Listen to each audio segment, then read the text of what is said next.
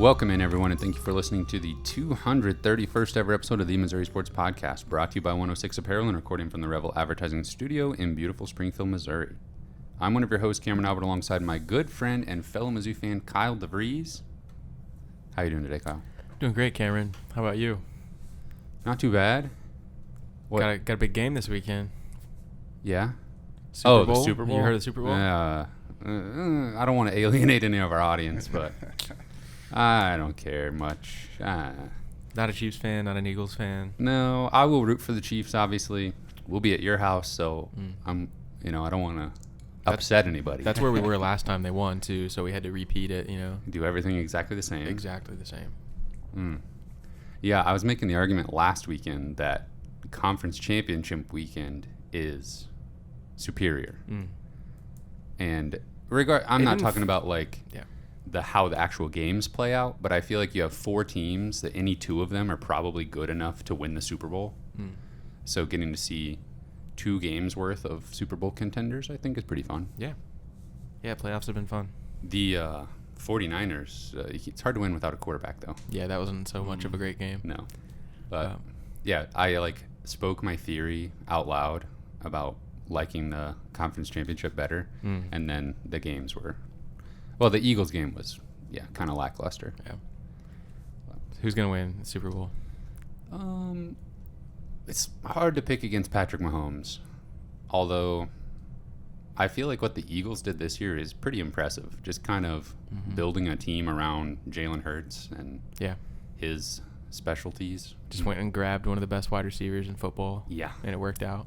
Yeah, they're really good on the offensive and defensive line. I feel like when I watch the Chiefs, it's like how much can Patrick Mahomes overcome any other problems on the team. Yeah. Producer Cameron, calling your shot? Oh, I kind of agree. The Eagles are probably the better team, but it's hard to bet against Patrick Mahomes for sure. Quarterback's an important position in professional football. Yeah, I think the Eagles have gone a little untested, so it'll be interesting to see. It could be a lot of points.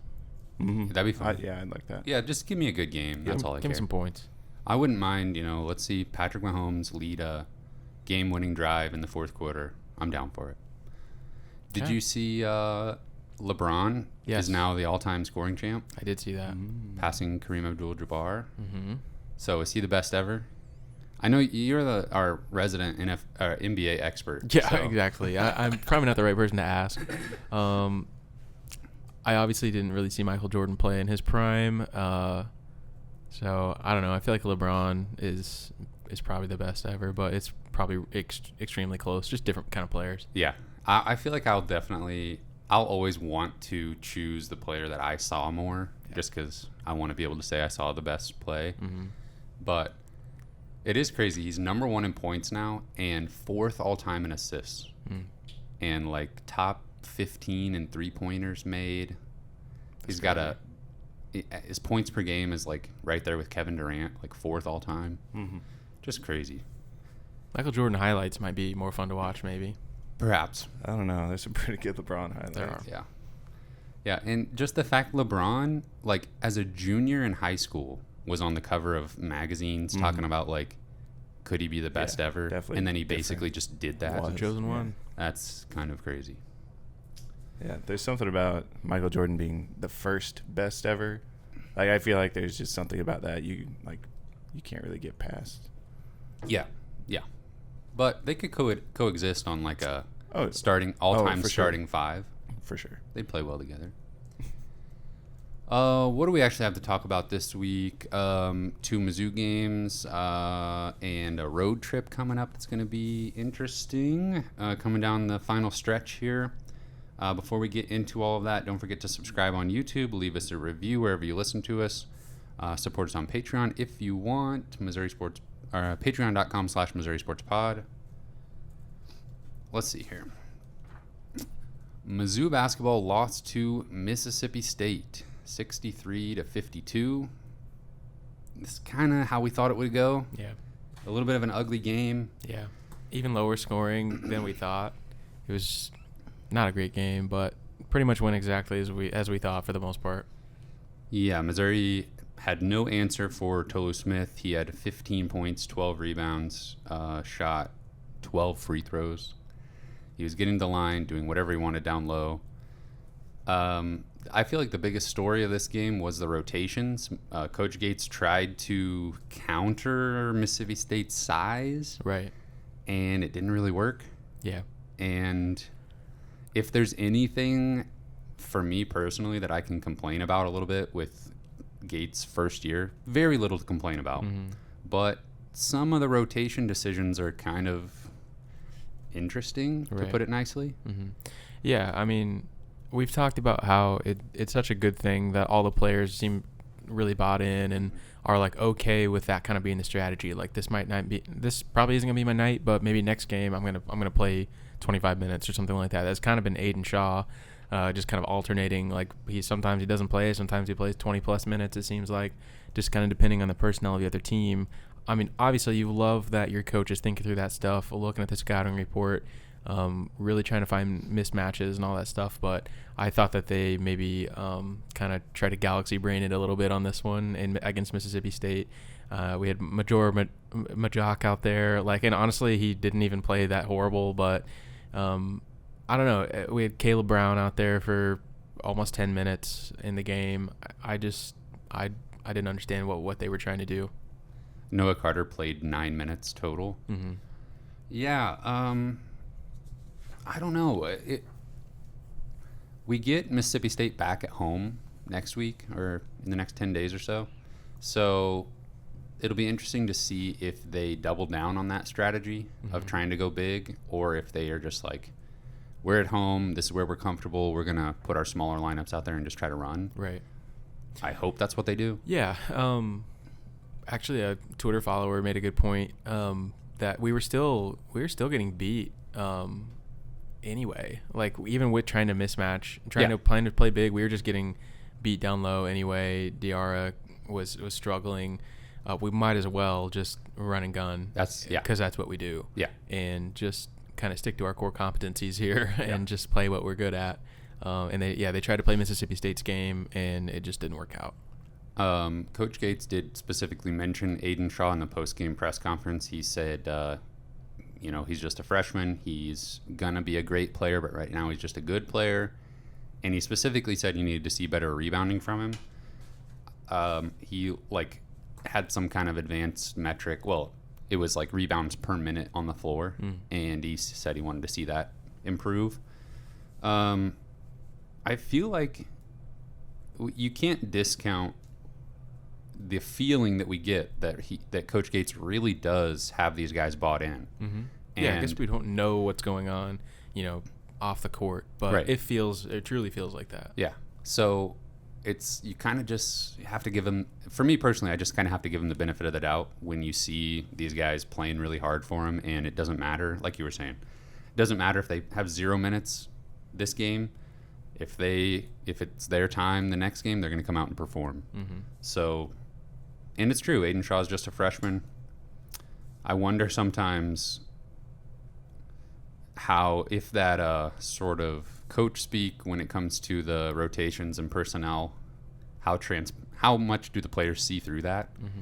And how, obviously, the way that Coach Gates is going to describe that situation to the media is different than how he's talking about it with the players themselves. Right. I guess if we knew everything, it wouldn't be as interesting. Yeah. I mean, it's still being more candid than I feel like Konzo ever was. Yeah. Because I do think that's true. I mean, and a lot of times that's how freshmen make an impact, is use their athleticism to, get some easy rebounds or do some Aiden Shaw stuff like follow-up dunks and stuff, just, I don't know, get in there when they can, and he's going to develop his game as he gets older, but that's how he's making an impact right now. And he also specifically mentioned not wanting to accelerate his development, especially in the weight room. He said he's not big enough right now, and he doesn't want to pressure him into gaining 20 pounds in an unhealthy way. Man, that's kind of a breath of fresh air. Yeah, I would agree. Yeah, and it's like it is reassuring because it feels like we're playing the long game here. Right. We're going to develop our players as they need to develop. We're not rushing into a year one situation where we have to, it's like Sweet 16 or bust, or NCAA tournament or bust, anything like that. Exactly. This was one of the few games, well, actually, so Missouri turned the ball over more than Mississippi State in this game. The only other game this year that's happened was the Kansas game.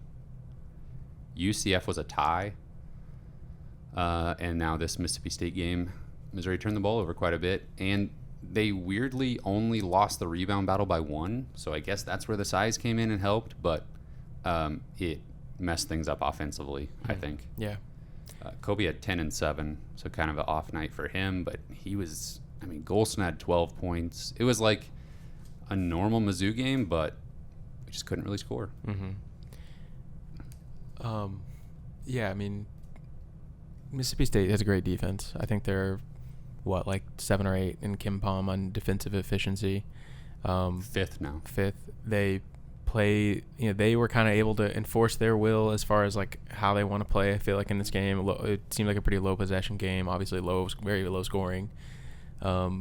Great big man. They kind of just had all of the things that, if this another team does this, it might cause a problem. Well, they had all 3 or 4 of those things that really give Missouri fits that we've all kind of seen at different times throughout the year. They kind of have them all at the same time. So we knew that matchup might be kind of ugly. It was maybe even a little more ugly than we anticipated. And I think that they'll play a lot better on the second time around. I think they know what to expect this time. They'll be at home. I think that game might be a little bit better, but it was not real encouraging to watch this first game. Yeah, 2-point scoring, Missouri 37%, Mississippi State 60%. Yeah. Mississippi State shot awful from 3 for 20, but it didn't matter because they could get whatever they wanted down low. Yep. It's just amazing how different Missouri's played, or just teams in general, but especially Missouri, how different they play on the road and how they play at home. And I think they're shooting 29% from 3 on the road this year and 36% at home. That's a pretty big difference. That is a humongous difference, and I don't know why it's that big of a difference, but you can tell when you watch. It's just a totally different team. Let's see here. Missouri bounced back though, beat South Carolina at home 83-74. It was kind of a weird game. South Carolina was never out of it really until the last 5 minutes. South Carolina offensively did whatever they wanted until 5 minutes left in the game. It really looked like it was going to be. It was Mizzou had a 2 to 6 point lead most of the way. South Carolina took a lead a couple times, but it just kind of felt like when Mizzou wanted to score, they could. But the same was true of South Carolina for most of the game. Right. It was very strange, and it just kind of showcased. I don't know if Missouri's players kind of checked out a little bit defensively because they knew they could score on them, but it made me a little bit nervous just South Carolina doing whatever they wanted. Well, Missouri doesn't have a great defense. I don't know if you knew that, Cam. Yeah, but South Carolina's offense, I know. Even scoring 74 points. Yeah, they were pretty hot the whole time. But it's just amazing, too. Just talking about the differences between playing at home and playing on the road. So, obviously, we watched this absolute rock fight is the last time we've seen them. And then within the first couple of minutes of this game, we're already in double-digit scoring. We're just draining threes. Noah Carter. Noah Carter had a much bigger role in this game because South Carolina's, defensively a bigger opportunity. I feel like they wanted to just exploit South Carolina's defense and just get our best offensive players in there, and it worked really well. We still didn't play any defense, but it didn't matter. You just outscore everybody. Yeah. Great game from Kobe Brown. 19 points, 8 rebounds, 6 assists, 3 steals. Those nights are just he's doing that at least that once a week now. Yeah, just does everything. Sean East had a big game, 15 points and 30 minutes of action. No Isaiah Mosley. Yeah. So if the saga continues. Yeah. If the lineup questions and rotation questions weren't enough, now we have that on top of everything else. And I'm just resigned to the fact that we'll probably never know what's going on there exactly. And I don't know. Is there anything to even... Personally, I don't want to speculate about whatever's going on with him personally, but I don't know. Is there anything to say about this? Like, we have no idea, really. No. I don't. Yeah, I don't know what to say at this point. Like, I thought we were out of this. Yeah. And because he played a lot, pretty much every game. It seemed like the new semester, like, turned a new page. Once he was playing, he's been playing a lot. He started a few games. He didn't play well against Mississippi State. I kind of thought he might be able to shoot us out of a slump against a team like that. Obviously, that wasn't the case. Felt like he was kind of driving in the lane and picking up his dribble a lot against Mississippi State. I don't know what was going on against South Carolina. Not sure why he wasn't out there. Don't know if it can't possibly be some kind of matchup thing that Gates has been doing. Obviously, I think Mosley's a little matchup proof. Yeah. Who knows? Gigi Jackson, he lived up to the hype. 23 points, kind of did everything offensively. Mm-hmm. I don't know. I feel like you just got to be disappointed if you're a South. Are there any South Carolina basketball fans out there? First of all, not many. And for a 5-star player to go to your school and you just be bad, that's just really bad luck. Yeah. And he looks like absolutely the type of player that has zero reason to stay in college more than 1 year. No. Like, physically is just elite measurables, has a really good looking 3-point shot. The quicker he can get in a NBA development system, the better he'll be. He might be gone mid-season. If he could, probably what he should do. So a loss and a win, of course. Missouri not looking good against Mississippi State and letting South Carolina score too many points, making that game a little too close. Nobody liked that as far as the computers go. Missouri now sits at 18-6 overall, 6-5 in the SEC, 55 now in KenPom, 9th in offensive efficiency, 185th in defensive efficiency. That's got to be one of the biggest splits Yeah. out there, man. Yeah. That's ridiculous. If you look at just in SEC play, they're 4th on offense, 11th on defense. We're looking at some of the seeding predictions for the NCAA tournament. Bart Torvik, who the website that sims the season and then seeds them, they have in their simulations Missouri going 22-9, 10-8 in SEC play, resulting in an 11 seed. But they don't have a simulation for the SEC tournament. Obviously, that makes a little bit of a difference. ESPN has Missouri right now as an 8 seed, CBS Sports a 6 seed. CBS all season long has been higher on Mizzou than anybody else. I'd take that. Hopefully they're right. Yeah. My gosh, 6 and 11. That's a huge swing. Yeah. Yeah, I kind of feel like if they had to pick teams for the tournament today, they'd probably be somewhere in the middle, would be my guess. But man, you definitely don't want to be in the 11 seed range because that's you got potential for the play-in game. Yeah. As 11 seed. I don't think Missouri's going to be that low. I think that they'll finish higher than that if they just take care of business and the games they're supposed to win. But yeah, it's a little bit of a discouraging week for sure. We had a lot of hype coming into the week and kind of flamed out a little bit and had two very difficult games coming up as well. So that's not the best, but if we can weather the storm here, I think we'll be all right. Yeah, we've talked about it earlier. The last 5 games of the season are all very winnable. Some of them are like must win. You can't drop a couple of these. But looking at the SEC standings, Alabama is running away with it at this point. They are undefeated still in conference play, 11-0. Texas A&M 9-2, Tennessee 8-3, Auburn and Kentucky 7-4. Arkansas, Florida, and Missouri 6-5. Yeah. So that's that right in the middle It's of the that pack. jumble. Yes, the 1 or 2 games can send you from 5th to 11th. Yeah. Yeah, Arkansas kind of stormed back. I think they started off like 1-4 in conference play. They've been playing pretty well. Kentucky was shaky, but they've been doing pretty well lately. Yeah, definitely need to root against like Florida, Arkansas, Kentucky. And then Auburn's the 4 seed, so we've got a chance to beat them. Don't know if that's going to happen, but they're, I think, only just 1 game in front of us. So, I mean, we're flirting with that double bye. I mean, it's not out of the question, but we're going to have to win some games that I don't think we're going to win. Well, let's talk about a couple of them. The next game is a road game against Tennessee.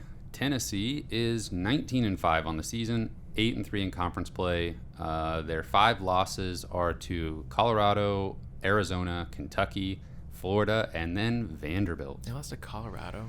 Colorado like 55th in KenPom or something. Pretty random. Is that like a neutral game? Yes, it was. Like way back in November. Tennessee beat Kansas in November, 64-50. Oh my. Yeah. They are number 3 overall in KenPom, 63 on offense, number 1 on defense, number 1 in effective field goal percentage defense and 3-point shooting percentage defense.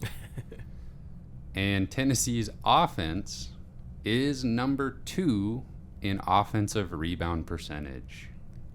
Yikes. Yeah. If you're looking for a bright side to playing Tennessee, Mr. Brightside. If you're looking for a Mr. Brightside, it's that Tennessee's offense can just disappear. I was looking at 2 games fairly recently on their schedule that were like polar opposites of each other. So these were 2 home games in the last 2 weeks. They played Auburn and won that game 46-43. I watched some of that. That was brutal. The shooting in that game, just one of the worst things you'll see. Tennessee shot 36% from 2 and 9.5% from 3. Auburn shot 36% from 2 and 11% from 3. Oh my gosh. Yeah. So there's that. It was just no offense for Tennessee, but they won because of their defense.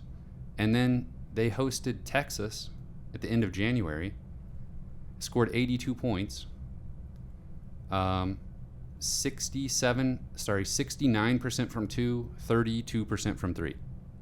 Which still isn't great from 3. Right. But they're not a very good 3-point shooting team. That's kind of like their upper limit to their good 3-point shooting. But the craziest thing about that is the Auburn game had 1 more possession than the Texas game.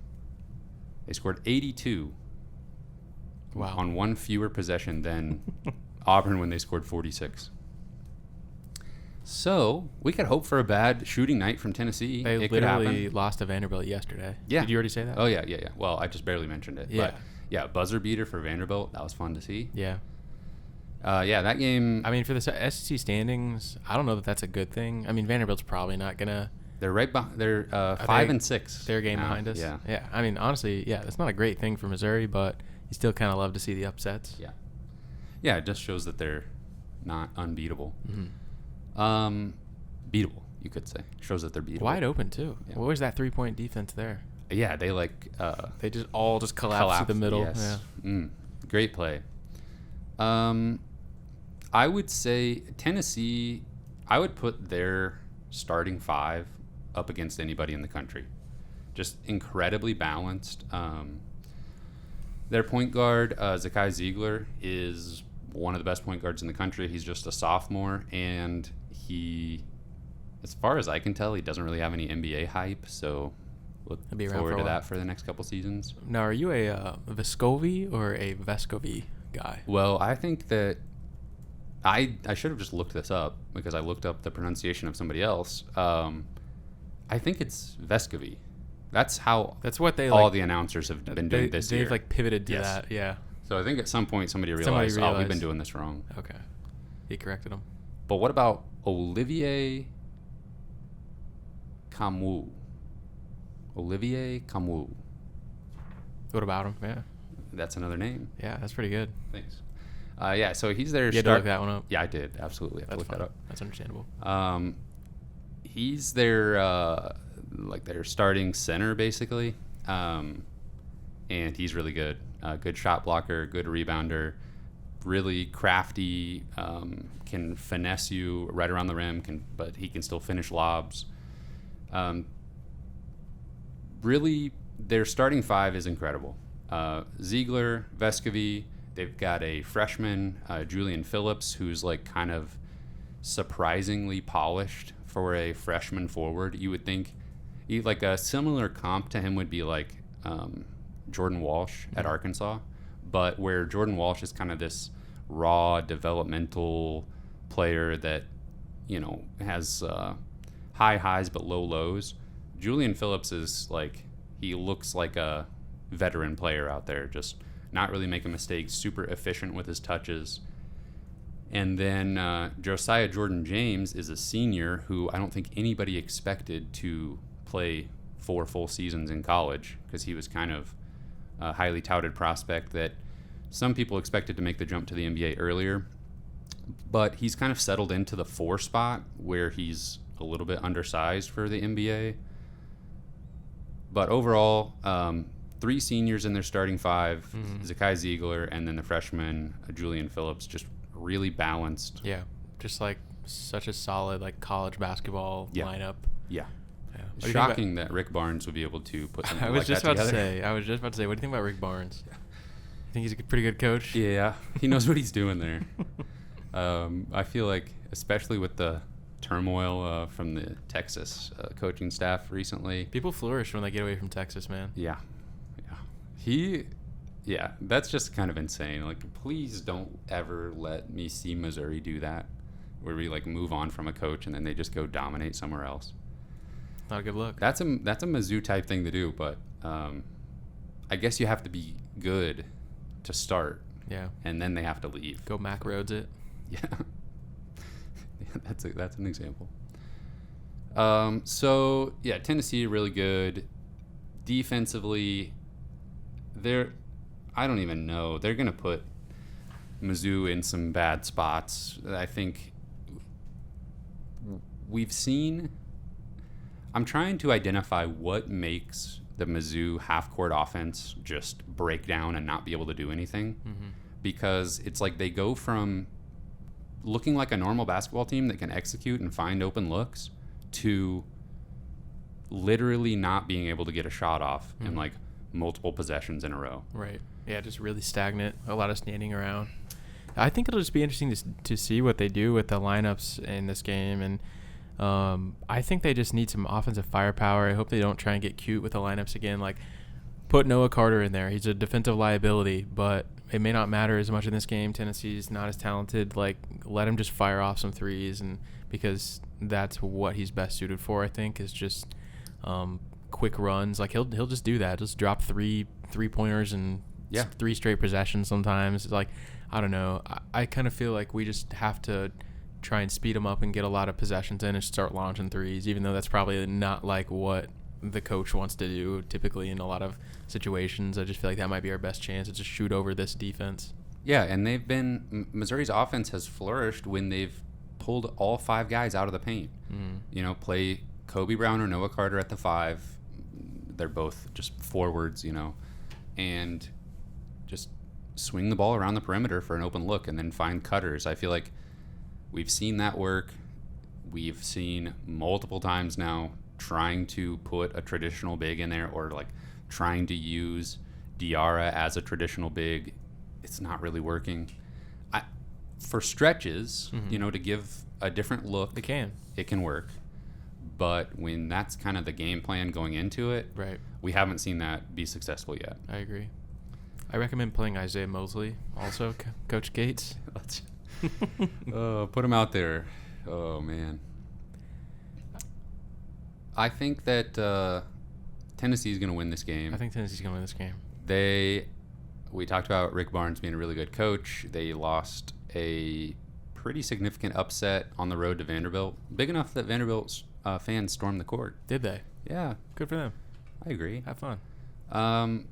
So I think Tennessee is going to realize that they can't just coast in some of these games. They got to come out swinging, and after a letdown, they'll be firing on all cylinders. Maybe a fairly low-scoring game. Honestly, the Vanderbilt game looks like a fairly similar. Tennessee just lost to Vanderbilt 66-65. I'm going to say Tennessee beats Missouri 66-65. Close game. Whoa, wow. Yeah. Okay. Give me a close game. Yeah, Tennessee's going to win this game. I hope they don't run away with it. I think I'm going to say 70-60 Tennessee. And while they are going to win this game, they are destined, I promise you, for that 3-14 game in the NCAA tournament, and they're going to lose. They're going to lose. If they get the 2 seed, though, They'll be fine. they'll like go to the Final Four. Exactly. But if they get that 3-14, they're done. I promise. And they will. Okay. They will. Write that down. Yeah. We'll circle back around to that. I mean, they're just the prototypical 3 seed. Okay. Exploitable by the high volume shooting 14 seed. Yeah, that mid-major who just like has 3 guys shooting like 42% from 3. Yeah, that team that's like 28-2. Yes. Mm-hmm. Man, you're starting to talk about NCAA tournament talk. All right, so then after probably losing to Tennessee, Missouri stays on the road and plays Auburn next Tuesday. Auburn is 17-7 on the season, 7-4 in SEC play, 27th in KenPom, a lot of 7s there. 58th on offense, 14th on defense. They're just solid, like shoe in for the NCAA tournament. Pretty much favored to be a top 4 team in the SEC tournament, but they're beatable. Their offense, much like Tennessee's, can go stagnant at times. They are even worse 3-point shooting team than Tennessee, 348th in the country in 3-point shooting percentage. That's bad. That's exploitable.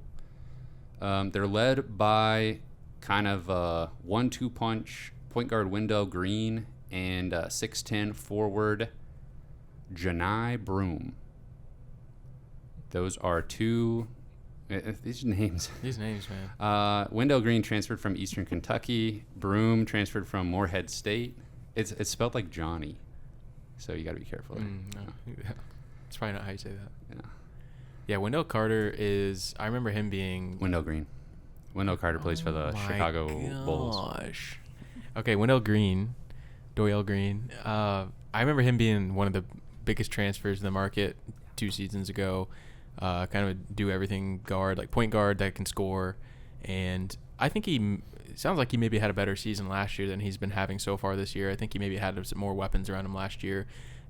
You kind of think of Auburn as that like high-octane offense, which they can probably still do that. They can get up and down the floor for sure, but I'm not sure that's who they are as much as maybe they've been in the past couple seasons. Would you agree with that? Yeah, I would say so. Defensively, still pretty good though. Mm-hmm. Yeah. So I don't know. This Auburn team isn't exactly who I feel like they've been the last couple of years. I wish we could have this game at home. Yeah. This being on the road is tough. Bruce Pearl, obviously, I don't like him personally. Why not? Well, he gets his players paid. Always has, always will. So I appreciate him for that. But he's just one of those, when you're a fan of the opposing team, you just love to hate him. Okay. But he is really good at taking whatever assortment of players he has and crafting a scheme to show their strengths, really. And this year it really is Green and Broom. Wendell Green uses a ton of possessions, is one of the best assist guys in the country, can score in the paint, gets to the free throw line. I don't know. He gets a lot of steals. He's just like... He's everywhere. Prototypical, like excellent college point guard. And then Broom shooting 55% from 2, pulling down rebounds, blocking shots, efficient with his possessions. Those 2 guys really are that 1-2 punch.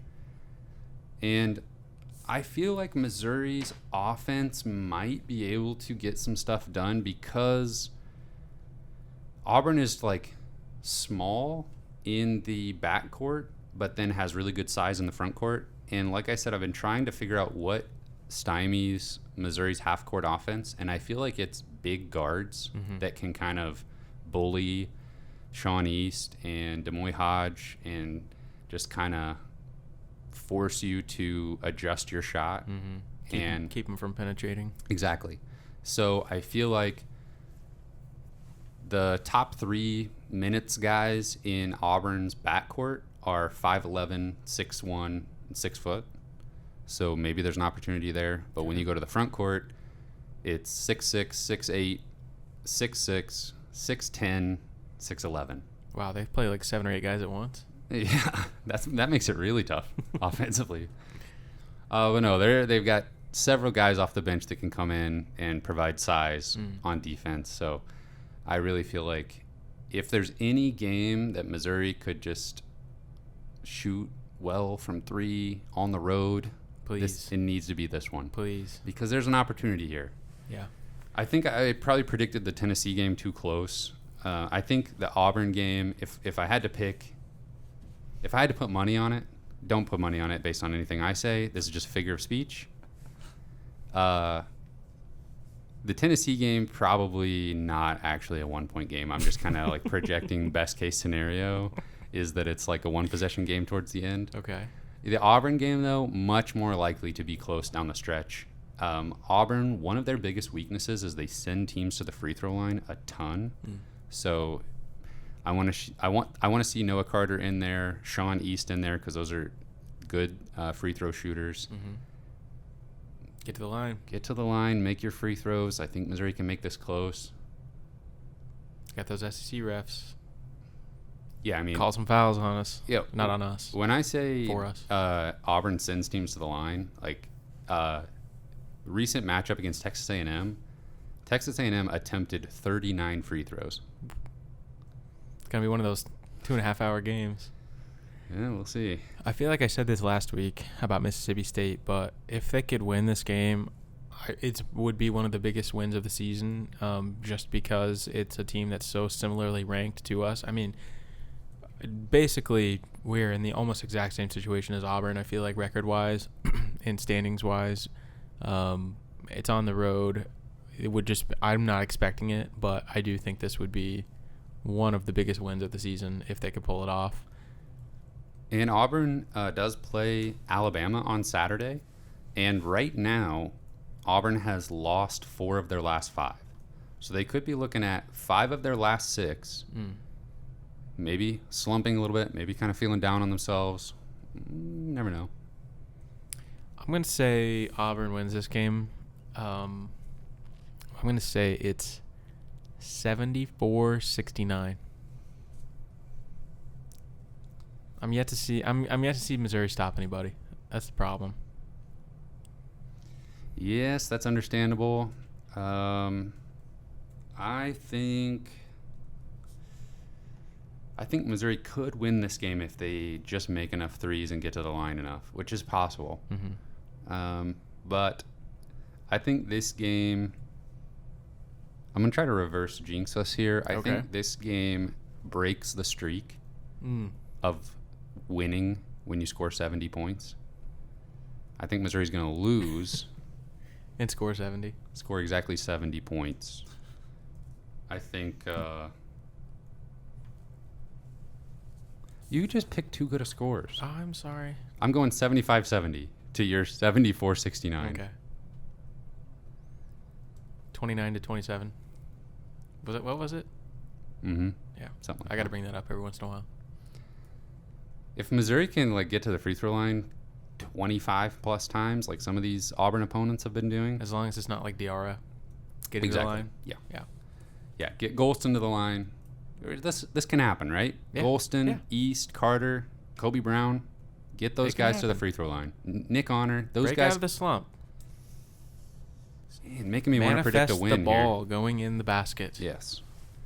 The whole time, just getting ready for the game. Just think about that ball going in. Yeah, if you're shooting less than 73% from the free throw line, It's over. you don't Forget it. even put them in the game. We need guys in there that can make free throws. So let's just imagine here for a second that Missouri loses both of these games, because that's what KenPom's predicting, that's what Vegas will be predicting, and that's what we predicted. That would put us at, we always do this, we get above 500 in conference play, immediately lose a game. So if we lose 2, we'll be at 6-7 with 5 winnable games left, especially the last 3 of the season, Georgia, LSU, and Ole Miss.